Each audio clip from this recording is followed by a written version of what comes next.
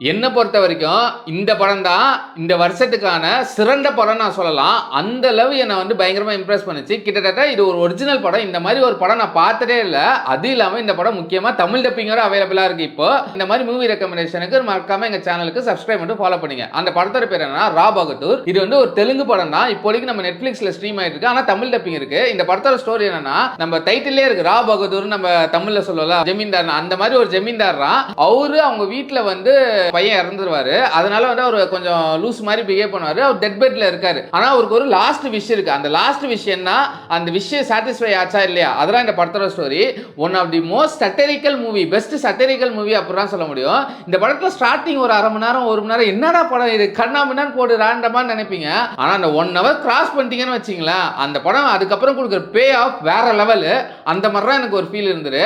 One of the surreal படம் தான் சொல்ல முடியும். இந்த மாதிரி படம்லாம் எடுக்கிறது ரொம்ப கஷ்டம். சேம் இந்த டைரக்டர் நினைச்சா கூட ரீக்ரியேட் பண்ண முடியாத ஒரு பயங்கரமான ஸ்கிரிப்ட் தான். ரொம்ப ஒரிஜினலான படம். அந்த கடைசி 15 நிமிஷம் அந்த படத்தோட டைமென்ஷன்ஸ் மாறு பாருங்க.